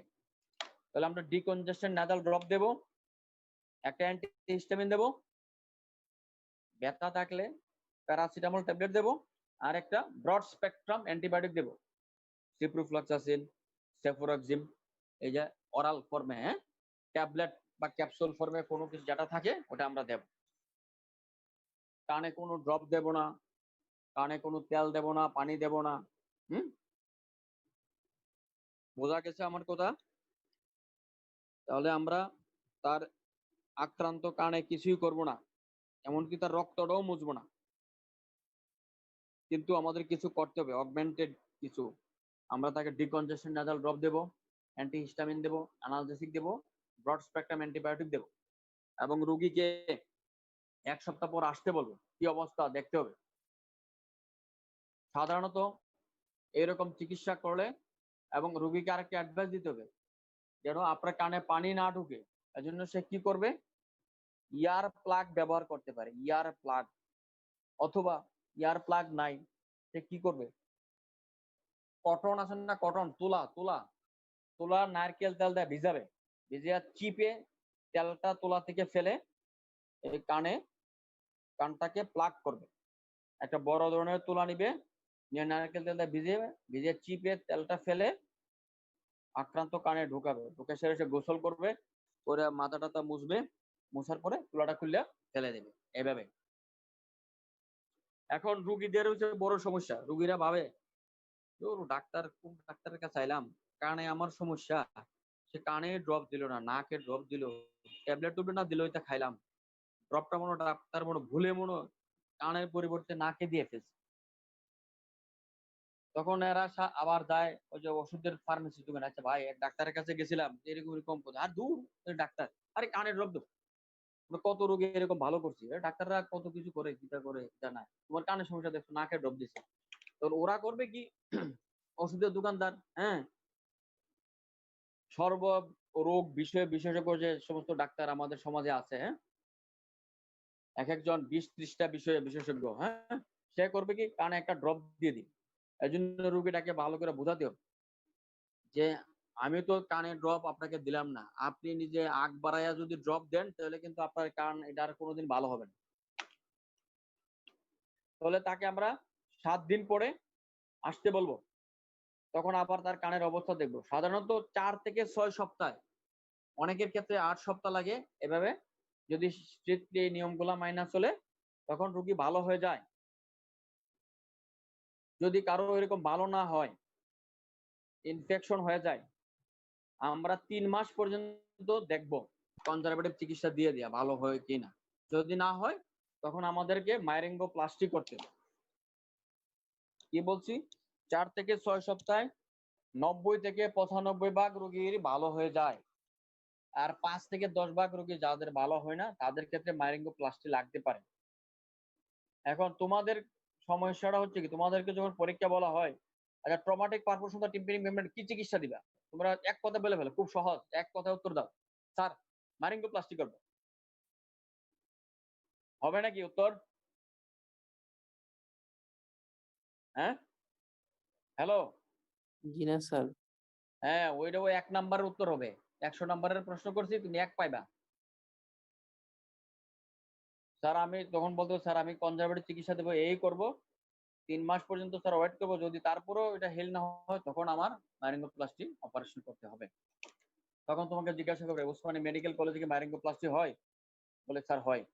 তো কিসের মাধ্যমে করে, স্যার অপারেটিং মাইক্রোস্কোপের মাধ্যমে করে, এই কথাগুলো বলতে হবে। হ্যাঁ, তাহলে গেল আমাদের traumatic perforation of tympanic membrane. তারপরে আসো foreign body in the year. Foreign body দুই ধরনের, অ্যানিমেট আর ইনঅ্যানিমেট। অ্যানিমেট মানে জীবিত জিনিস, মশা, মাছি, পিঁপড়া, তেলাপোকা, হ্যাঁ, এই যে বাটারফ্লাইটাই অনেক কিছু কানে ঢুকে যেতে পারে। যদি অ্যানিমেট হয় কি করতে হবে, আগে এটাকে মারতে হবে, নাহলে তো সে পাকা ঝাপটাবে, তার পাও দিয়ে আশ্রাবে, কামড়াবে, প্রচন্ড ব্যথা হবে। কি দিয়ে মারবো, নারকেল তেল, সরষের তেল, অলিভ অয়েল, লিকুইড প্যারাফিন, কানের ড্রপ, কিছুই নাই, পানি দেবো, পানি, তাকে ড্রাউন করে মারতে হবে। কথা বোঝা গেছে? যদি অ্যানিমেট হয় এটা তো এমনি এমনি মরবে না, তখন তাকে মারতে হবে। ঘরে নারকেল তেল থাকলে নারকেল তেল দেবে, সরষের তেল দেওয়া যাবে, অলিভ অয়েল দেওয়া যাবে। সাধারণত আমরা আমাদের ঘরে কি কারো কানের ড্রপ থাকে? থাকে না। আমরা কি রাখি নাকি ড্রপ? কি খবর ছাত্ররা, তোমরা রাখো কানের ড্রপ, নাকের ড্রপ ঘরে এমনি এমনি? জি না স্যার। না স্যার। হ্যাঁ, এটা রাখা হয় না। ওই তেল জাতীয় জিনিস দিতে হবে, যেমন তেলও যদি মনে করো না থাকে কোনো কারণে, তখন পানি দিতে হবে, পানি, পানিতে দিয়ে আরে চুবাইয়া মারতে হবে, ডুবাইয়া ড্রাউন। তারপরে পরবর্তীতে নাক কান গলা ডাক্তারের কাছে যেতে হবে আনার জন্য। তারপরে দেখো ওই যে দেখো বাম পাশে একটা তেলাপোকা না, ডান পাশে একটা দান, বোঝা যাচ্ছে দানটা? হ্যাঁ, paddy, paddy. Bangladesh is a rice producing country. বিশেষ করে আমাদের দেশে যখন হারভেস্টিং সিজন হয়, হ্যাঁ, তখন ওই বাচ্চা কাচ্চা গুলো খেলতে গিয়ে বা যারা ধান মাড়াই করে তাদেরও কানে গুলো ঢুকে যেতে পারে, অ্যাক্সিডেন্টালি ঢুকে যায় অনেক সময়। ধান, গম, ভুট্টা, ডাল, অনেক কিছু। বাচ্চারা পিবল ঢুকায়, এই যে মেটালিক ব্যাটারি ঢুকায় ফেলে, অনেক কিছু ঢুকায় ফেলে। তো কানের ফরেন বডি কিভাবে আনতে হবে? In case of children, in case of children and apprehensive patient, বিশেষ করে মেয়েরা, ওরা খুব ভয় পায়। ওরা ভাবে যে ডাক্তার কানের কিছু বের করতে গিয়ে সেরা তার আরো অনেক ক্ষতি করে ফেলে, তার কানটাই হয়তো বের করে ফেলবে শরীর থেকে, এই নড়াচড়া করে। তাদেরকে তুমি আমি আনতে পারবো ফরেন বডি? আনা যাবে না, তখন আরো ইনজুরি হয়ে যাবে। ওই যে বলছিলাম traumatic perforation of the tympanic membrane, iatrogenic traumatic perforation হয়ে যাবে। ফরেন বডি শুধু পারফোরেশন হবে না, মিডল ইয়ারের লসমেন্ট হয়ে যাবে। হ্যাঁ, অনেক বড় ধরনের কমপ্লিকেশন হতে পারে। বাচ্চা এবং অ্যাপ্রিহেনসিভ লোকদের ক্ষেত্রে আমাদের এটা আন্ডার জেনারেল অ্যানেস্থেসিয়া দিয়ে আনতে হবে। আর অ্যাডাল্টের ক্ষেত্রে আমরা এমনি এটা বের করতে পারবো, বিভিন্ন টেকনিক আছে। হ্যাঁ, কানে ফরেন বডি যে চাঁদের মতো, চাঁদ পূর্ণিমার চাঁদ দেখা যাবে, ধরা যাবে না, কিন্তু আমরা অনেকের চাঁদ উপহার দেই।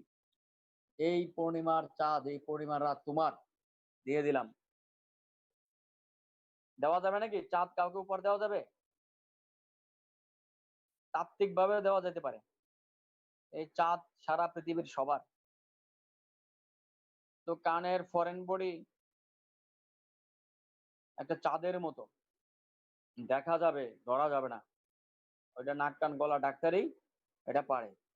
আমাদের অনেক ইন্টার্ন ডক্টর যারা আমাদের এখানে ছিল, ওরা দেখি বাংলাদেশে বিভিন্ন জায়গায় এখন ওরা চাকরি বাকরি করতেছে। কিছুদিন আগে আমাদের এক ইন্টার্ন ডাক্তার একটা পোস্ট দিছে, সে একটা হেলথ কমপ্লেক্সে আছে, এক লোকের কান থেকে সে একটা তেলাপোকা বের করছে। This is his credit, being a doctor in the উপজেলা health complex. He was able to remove a cockroach from ear of a patient. তো শুধু নাক কান গলা ডাক্তারই এটা করবে এটা না, তোমরাও করতে পারো। হ্যাঁ, তোমাকে এটা জানতে হবে। সরি। আর ইনএনিমেট কি আছে? অনেক কিছু, ধান, গম, ভুট্টা, হ্যাঁ, ডাল, মটরশুঁটি, ছোলা, তারপরে পিবল আছে না, ওই যে মেয়েরা যে মালা পরে, হ্যাঁ, এগুলার যে বিট গুলো আছে এগুলোকে পিবল বলা হয়। তারপরে ওই যে সাইকেল টাইকেলের বল বিয়ারিং, তারপরে মেটালিক, আমাদের যে ঘড়ির যে ছোট ছোট ব্যাটারি আছে এগুলো বাচ্চারা কানে ঢোকায় ফেলে। তারপরে আসে অটোরিয়া। অটোরিয়া কি মানে? Discharge from ear. Discharge from ear, দেখো এখানে যে কান দিয়া মিউকোপুরুলেন্ট ডিসচার্জ, একটা যে টিম্পানিক মেমব্রেনে পারফোরেশন আছে, ডিসচার্জ বের হচ্ছে। অটোরিয়া বিভিন্ন ধরনের হতে পারে। এই যে দেখো পুরুলেন্ট ডিসচার্জ দেখা যাচ্ছে, পুরুলেন্ট ডিসচার্জ। জি স্যার। আর এটা হলো মিউকোপুরুলেন্ট, কিছুটা সাদা কিছুটা মিউকোয়েড, গ্লিসেনিং হচ্ছে। হ্যাঁ, দেখো লাইট দুইটার রিফ্লেকশন দেখা যাচ্ছে, একটা পারফোরেশন দেখা যাচ্ছে টিম্পানিক মেমব্রেনে। তো অটোরিয়া বিভিন্ন ধরনের হতে পারে, পুরুলেন্ট হতে পারে, মিউকোপুরুলেন্ট হতে পারে, ব্লাড হতে পারে, ফ্র্যাঙ্ক ব্লাড হতে পারে, সিএসএফ অটোরিয়া হতে পারে। এগুলা দিয়ে আমরা দেখে তার কারেক্টার দেখে কানের কি ধরনের রোগ বা কি আছে না আছে আমরা বুঝতে পারবো, সেই অনুযায়ী আমাদের চিকিৎসা করতে হবে। তারপরে আসো walks in the year. Wax কি? এই যে দেখো ওয়াক্স আমাদের সবারই হয়, ওয়াক্স বিহীন কোনো মানুষ নাই। ওয়াক্স হচ্ছে composite mixture of sebaceous and ceruminous gland of the external auditory canal. Wax is a composite mixture of secretion of the sebaceous and ceruminous glands of the external auditory canal with desquamated epithelium, fallen hair and dust. এখানে কি আছে? Composite mixer মানে অনেক কিছুর একটা মিশ্রণ। Composite mixer of secretions of the sebaceous and ceruminous gland of কোথায়? external auditory canal, desquamated epithelium, hair and dust, এগুলা দিয়ে ওয়াক্স তৈরি।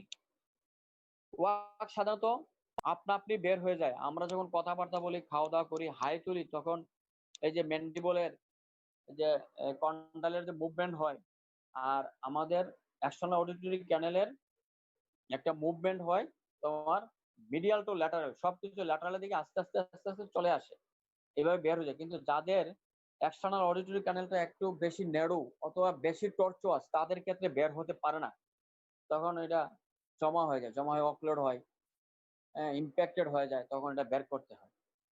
এই যে দেখো এখানে একটা জবসন হর্ন প্রুবের রিং কিউরেট যে পোরশনটা আছে, এটা দিয়ে ওয়াক্সটা বের করা হচ্ছে। শক্ত থাকলে আমরা ওই যে ফরেন বডি রিমুভাল হুক দিয়ে বের করতে পারি। আর যদি খুব ব্যথা হয় সেক্ষেত্রে ওয়াক্সকে নরম করতে হবে, নরম করে বের করতে হয়। Liquid paraffin, olive oil, hydrogen peroxide, 7.5% sodium carb, এই সমস্ত জিনিস যদি আমরা কানে 3-4 ফোঁটা করে দিনে 3 বার 10 দিন থেকে 2 সপ্তাহ দেই, তখন এটা নরম হয়ে যায়, তখন আপনি বের হয়ে যায়। কথা বোঝা গেছে? ওয়াক্স সফটেনিং করার জন্য অনেক সময় হার্ড হয়ে থাকে, বিশেষ করে বাচ্চাদের ক্ষেত্রে ইনফেক্টেড হয়ে থাকে, হার্ড ধরতে দেয় না, কিছু করতে দেয় না।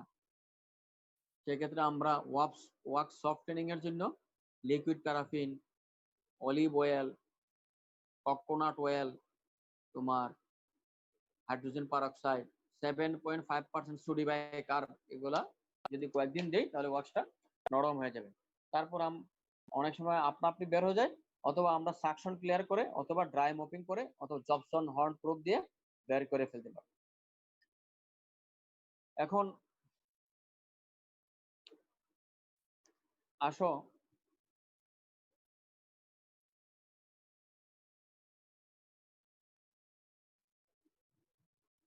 Complication of chronic supported otitis media. আমি আর ওই যে অটোটক্সিসিটি, অটোস্টেরোসিস, মিনিয়ার্স ডিজিজ, এই সমস্ত জিনিস এই ছোট একটা ক্লাসে এগুলো পড়ানো যাবে না, কখনো সম্ভব নয়।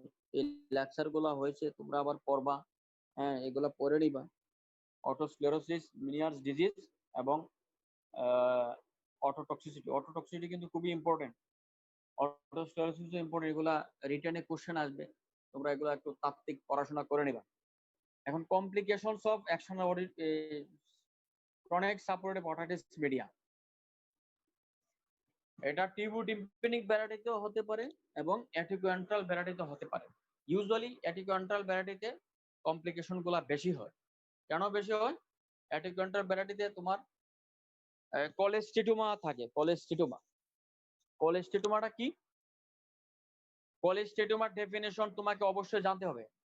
ইএনটি তে তোমার দুইটা জিনিসের ডেফিনেশন জানতে হবে, না জানলে পরীক্ষা আসলে তোমার বুক ধুরু ধুরু করতে পারে যে হায় হায় এটা যদি ধরে কি হবে। একটা হলো কোলেস্টিটোমা ডেফিনেশন, আর একটা হলো ট্রাকিওস্টোমির ডেফিনেশন। এই দুইটা যে পারবে না তাকে 6 মাস পরে আসতে হবে।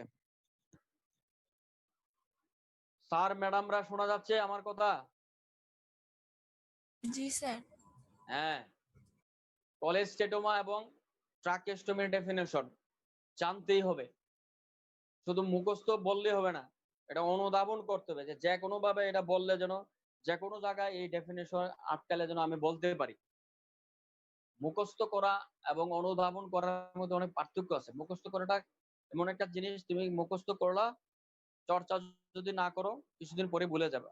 সবকিছুই চর্চা করতে হয়, আর অনুধাবন করলে এটা অনেক দিন মনে থাকে। তাহলে কোলেস্টিটোমা ডেফিনেশন কি?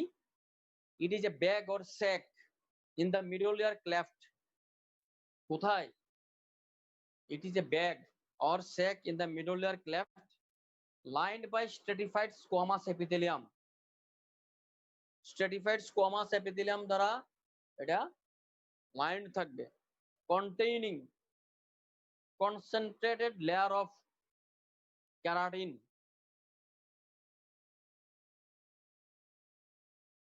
desquamated epithelium, cholesterol crystal, pigment granules. তাহলে এটা একটা bag or sac in the middle ear cleft lined by stratified squamous epithelium containing. এর কন্টেন্টস কি থাকে ব্যাগে? আমরা যেরকম মানি ব্যাগে টাকা রাখি, মেয়েরা যেমন অর্নামেন্টস রাখে, মোবাইল টোবাইল রাখে, হ্যাঁ, ওই এটার কন্টেন্ট কি? Concentrated layer of keratin, desquamated epithelium, cholesterol crystal, pigment granules, dead and live bacteria, এগুলা হচ্ছে তার কন্টেন্টস। তো কিভাবে আমার কমপ্লিকেশন বেশি করে? তার বুন ইরোডিং ক্যাপাসিটি আছে। এই যে আমাদের যে মিডলের ক্লেফটের ভিতর যে সে থাকে, সে বোন ইরোড করে কিভাবে? তার কিছু এনজাইম সিক্রেট করে, enzymatic secretion and pressure necrosis. বড় হতে হতে হতে হতে প্রেসার দিয়ে দিয়ে ওই যে বোন এখানে প্রেসার দিয়ে এখানে অ্যাভাসকুলার নেক্রোসিস হয়ে ওই জায়গার একটা বোনটাকে ইরোড করে পরে কি করে infection from the middle ear cleft সে ট্রান্সমিট করে through that erosion in the cranial cavity. এইভাবে আমাদের কমপ্লিকেশনটা করে। কমপ্লিকেশনের মধ্যে এক্সট্রাক্রানিয়াল কমপ্লিকেশন আছে, ইন্ট্রাক্রানিয়াল। এক্সট্রাক্রানিয়াল কমপ্লিকেশন যে সাবপেরিস্টাল অ্যাবসেসিস আছে, subperiosteal postauricular abscess, Luc's abscess, zygomatic abscess, তোমার বিজল্ড অ্যাবসেস, আর হলো intratemporal mastoiditis, labyrinthitis, facial nerve paralysis, sensorineural hearing loss, petrous apicitis. আর ইন্ট্রাক্রানিয়াল কমপ্লিকেশনের মধ্যে কমপ্লিকেশন গুলা কিভাবে করে, সে তো মিডল ইয়ার ক্লেফট থেকে ব্রেনের ভিতরে যাবে। হেমাটোজেনাস স্প্রেড কিন্তু খুব কম হয়, মনে রাখবা। সে ওই যে বোন ইরোশন করেই মিডল ইয়ার ক্যাভিটি থেকে ইনফেকশনটা ব্রেনের ভিতরে ঢুকায়, মানে ক্রানিয়াল ক্যাভিটিতে। তাহলে আমাদের যে টিম্প্যানিক যে বোন, সরি টিম্প্যানিক বোন, যে মনে করো মিডল ইয়ার ক্যাভিটি প্রপার অথবা মাস্টার্ড যে অ্যান্ট্রাম, এখানে বোনটা ইরোড করে কোথায় যাবে, প্রথমে করবে সে এক্সট্রাডুরাল অ্যাবসেস, তারপরে ডোরা ম্যাটারকে পিয়ার্স করে যাবে সাবডোরাতে, সাবডোরাল স্পেসে। এখানে কি হবে, এম্পাইমা হবে, পুরা সাবডোরাল স্পেসে ছড়ায় যাবে। তারপরে এটা আমাদের ব্রেন এটাকে লোকালাইজ করবে, সাবডোরাল অ্যাবসেস হয়। তারপরে কি করবে, মেনিনজাইটিস করবে। মেনিনজাইটিসের পরে ব্রেন ম্যাটারে চলে গেলে এনকেফালাইটিস করবে। এনকেফালাইটিসের পরের স্টেজ হলো brain abscess, temporal lobe abscess অথবা সেরেবেলার অ্যাবসেস হয়। তারপরে ল্যাটারাল স্যালাস থ্রম্বোফ্লাপাইটিস, অটাইটিক হাইড্রোকেফালাস, সিএসএ বটোরিয়া হয়। এই যে দেখো এই পিকচারটায়, এই যে মিডল ইয়ার ক্যাভিটিতে ইনফেকশনটা, এই যে দেখো এটা বোনটা কিরোড করে চলে গেল, এই যে ডোরা ম্যাটার, হ্যাঁ ডোরা ম্যাটারের নিচে, এটা হলো গিয়ে এক্সট্রাডোরাল অ্যাবসেস। তারপরে ডোরাকে পিয়ার্স করে চলে যাবে সাবডোরাল এম্পাইমা, তারপর হবে লোকালাইজ হলে সাবডোরাল অ্যাবসেস। তারপরে অ্যারাকনয়েড ম্যাটার, এগুলাকে যখন ইনভলভ করে তখন হবে মেনিনজাইটিস। অ্যারাকনয়েড এবং পায়া ম্যাটারের মধ্যে যখন ইনফেকশনটা স্প্রেড হবে, তারপরে কি হবে, এনকেফালাইটিস হবে। তারপরে cerebral abscess, cerebral abscess, otogenic cerebral abscess ব্রেনের কোন লোবে হয় এটা মনে রাখতে হবে, টেম্পোরাল লোব এবং সেরিবেলাম। টেম্পোরাল লোবে হয়ে কি হবে, টেম্পোরাল লোব অ্যাবসেস অথবা সেরিবেলার অ্যাবসেস। আর সাইনোজেনিক বা রাইনোজেনিক ব্রেন অ্যাবসেস হয় তোমার ফ্রন্টাল লোবে। সাইনোসাইটিসের কমপ্লিকেশনে কিন্তু ফ্রন্টাল লোবে অ্যাবসেসের কথা বলা আছে। তাহলে অটোজেনিক ব্রেন অ্যাবসেস হবে টেম্পোরাল লোব অথবা সেরিবেলামে, এই যে দেখো সেরিবেলার অ্যাবসেস। আবার ওই যে ল্যাটারাল সাইনাস থ্রম্বোফ্লাবাইটিস,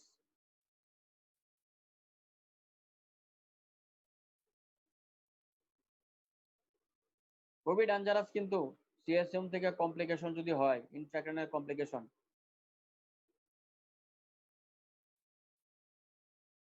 তো তোমরা আরো ভালো করে পড়াশোনা করবে। এই যে কয়দিন আমাদের ইএনটির যে এই তোমাদের এখন জুমের যে ক্লাসগুলো হচ্ছে, বিভিন্ন স্যাররা যা পড়াচ্ছে এগুলা করে ফেলবে, এবং এর সাথে রিলেটেড যে সমস্ত লেকচার গুলা তোমাদের স্যাররা বিভিন্ন সময় নিছে, যে সিনা স্যার নিচে, নাইম ভাই নিচে, শাকামল ভাই নিচে কিছু ক্লাস, ওগুলার সাথে মিলে দেখে নিবি। বই পড়তে হবে, বই। এই যে সিনপসিস অফ অটোলারিঙ্গোলজি, হ্যাঁ সিনপসিস আছে তোমাদের? হ্যালো স্টুডেন্টরা, শুনতে পাচ্ছ নাকি? স্যার আসছে স্যার। হ্যাঁ সিনপসিস পড়বা। সিনপসিসে তোমার ওই যে কমপ্লিকেশনস অফ ইয়ার, এখানে ওই যে সিএসওএম এএসওএম এর যে চ্যাপ্টারটা আছে, এবার কিভাবে প্যাথোজেনেসিস অফ সিএসওএম, এগুলো ভালো করে পড়বা, ঠিক আছে? তো দেখো আমরা এই সুন্দর একটা পৃথিবীর অপেক্ষায় আছি, করোনা মুক্ত পৃথিবী। সৃষ্টিকর্তা আশা করি শীঘ্রই আমাদেরকে সেই জায়গায় নিয়ে যাবে। এখন তোমাদের যদি কারো কোনো কোশ্চেন থাকে, যতটুকু বললাম এর মধ্যে কোশ্চেন করতে পারো। Have you any question regarding the topics which already have discussed today? বলো, কেউ যদি কিছু জানতে চাও দেখি আমরা।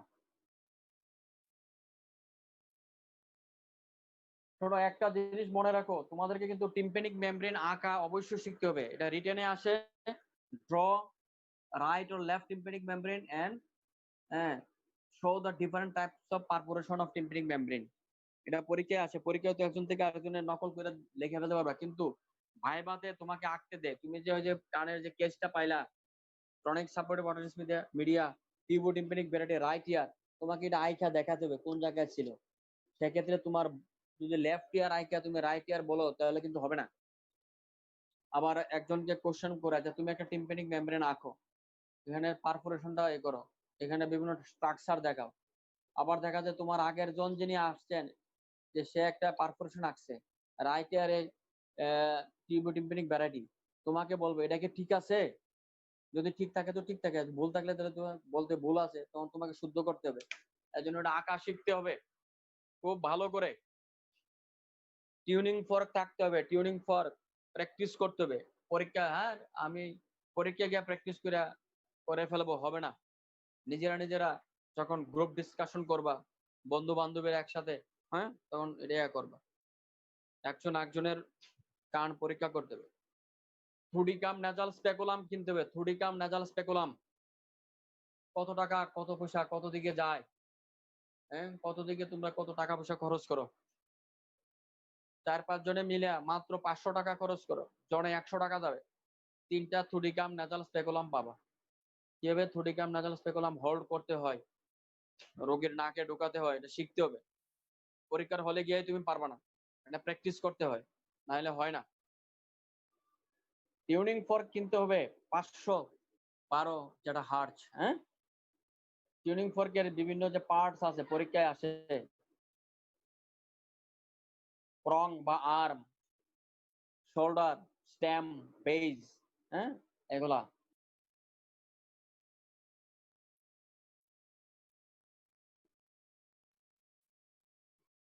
নরমাল টিম্প্যানিক মেমব্রেন, এটা হচ্ছে রাইট টিম্প্যানিক মেমব্রেন। লাইট রিফ্লেক্সটা আমাদের থাকবে অ্যান্টেরো ইনফেরিয়রলি। এটারে যদি লাইট রিফ্লেক্স তুমি পোস্টেরিয়র ইনফেরিয়র দিয়ে দাও, তাহলে এটা লেফট হয়ে যাবে। যদিও ওই যে handle of the malleus lateral প্রসেসের একটা ব্যাপার স্যাপার আছে, মেনলি দেখা হয় কোন অফ দ্য লাইট। আমরা যে 2 ডাইমেনশনাল ছবিটা আঁকি, এটাতে ল্যাটারাল প্রসেস অফ দ্য যে মেলিয়াসটা ঠিক করে ফুটিয়ে তোলা যায় না, কোন অফ লাইটের উপর নির্ভর করে এটা আমরা বুঝি।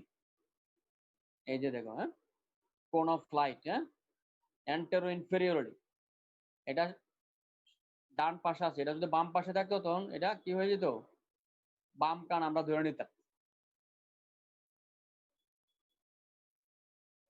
এটা কিন্তু লেফট ইয়ার পারফোরেশন, দেখো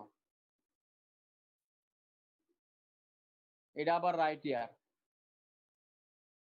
এটা রাইট ইয়ার, এটা লেফট ইয়ার।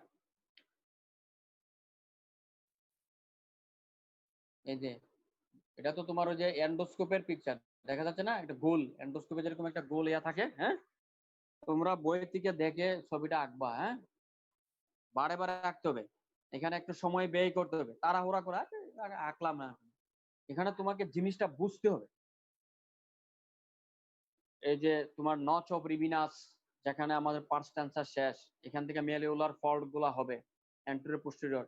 তারপরে তুমি ল্যাটারাল প্রসেস অফ দ্য মেলিয়াসটা একটু অ্যাঙ্গেল করে আঁকতে হবে, যেখানে আম্বুটা আঁকবা, এখান থেকে অ্যান্টেরিয়র ইনফেরিয়র লাইট রিফ্লেক্সটা আঁকবা, তখনই তোমার এটা হয়ে যাবে।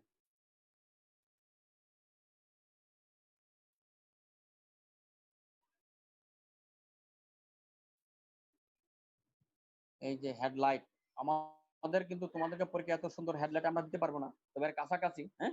আর অটোস্কোপ আমরা তোমাদেরকে পরীক্ষা দেব না, তবে এটা যে অটোস্কোপ এটা দেখে রাখতে।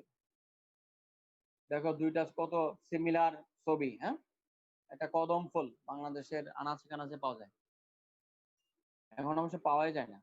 সব গাছ কাটা ফেলে আমরা এখন সব ধ্বংস করে ফেলছি। আর দেখো করোনা ভাইরাস, দুইটা কাছাকাছি, খুবই সুন্দর। একটা আনন্দের উদ্রেক করে আর একটা ভয়ের উদ্রেক করে। হ্যাঁ,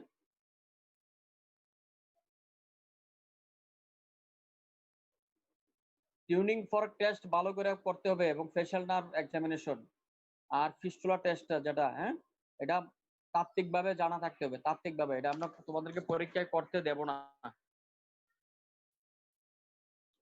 হ্যাঁ, যদি কেউ ইএনটি তে ভবিষ্যতে পড়াশোনা করতে চাও, সে এগুলো আরো জানা রাখতে পারে।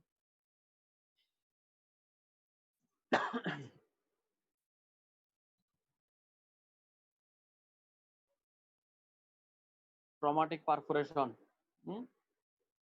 ছবিগুলা, হ্যাঁ, sign symptom, history, foreign body,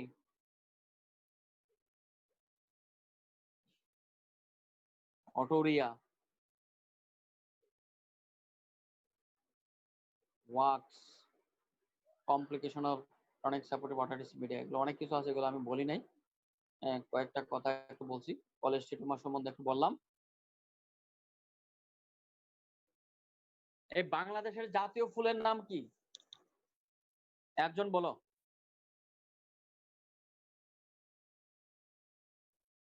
sir hello, শাপলা। হয় নাই, ভালো করে বলো।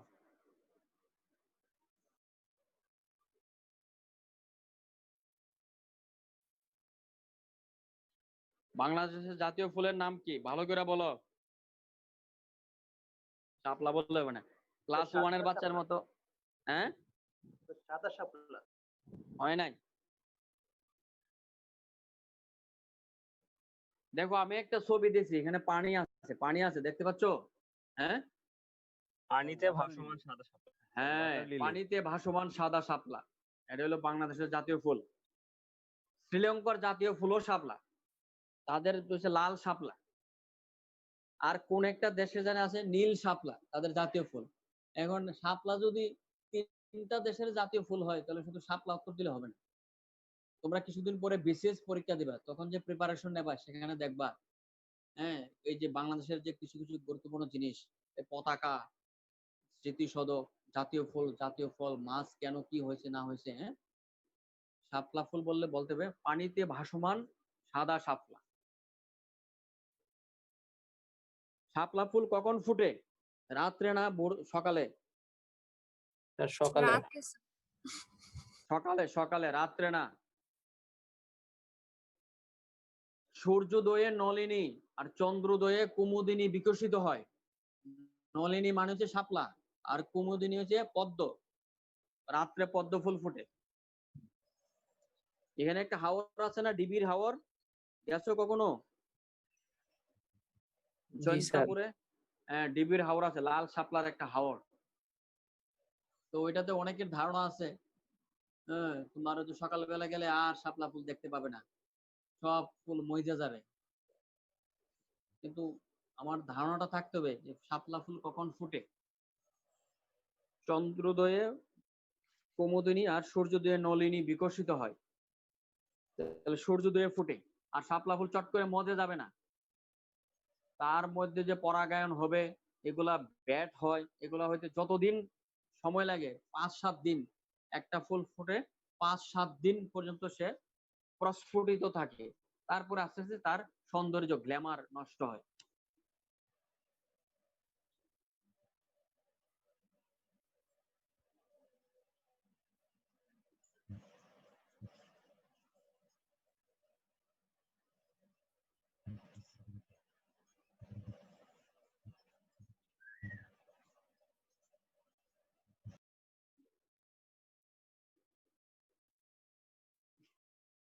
তোমরা এটুকু জানতে চাও আমরা কি চাই, হ্যাঁ, একটা গান আছে না, তুমি জানতে চেও না কি আমার সুখ, কি আমার দুঃখ, কি আমার বেদনা। আমাদের কিছু তোমাদের কাছ থেকে জানার আছে, চাওয়ার আছে। সেটা হলো গিয়া লাইট পরিধান করা, রোগীর সাথে বসা, মুখোমুখি বসতে হবে। মুখোমুখি বসে আছে কে? কে বসে আছে মুখোমুখি? হ্যাঁ বনলতা সেন। হ্যাঁ বনলতা সেন, আমাদের হচ্ছে রুগী বসে থাকে, রুগী আমাদের বনলতা সেন, তাকে সেরকম ভাবে রেসপেক্ট করতে হবে, তাকে সেরকম ভাবে তোমাকে ইন্ট্রোডাকশন করতে হবে, তুমি তার কি করতে যাচ্ছ তাকে এক্সপ্লেন করতে হবে যে আমি অমুক আপনার কান পরীক্ষা করব, আপনাকে কোনো ব্যথা দেব না, আপনার কোনো অসুবিধা হবে না, আপনি আমাকে সহায়তা করবে, এবং তার কান এগুলো দেখার পরে তাকে ধন্যবাদ জানাতে হবে, এবং তাকে যে প্রথমে তুমি নিয়ে আসবা, তার এক্সামিনেশন শেষ হওয়ার পরে তাকে ওই টুল থেকে তুলে তার সাথে সাথে গিয়ে সে যেখানে ছিল ওইখানে দিয়ে আসতে হবে। অনেকে করে কি দেখার পরে এই তুমি যাও তুমি যাও তুমি যাও, হ্যাঁ ওখানে যাও, এটা কিন্তু নেগেটিভ মার্কিং হবে, তুমি তোমার আচরণ যে রোড এটা প্রমাণিত হয়েছিল। ভালো থাকো, সবাইকে ধন্যবাদ।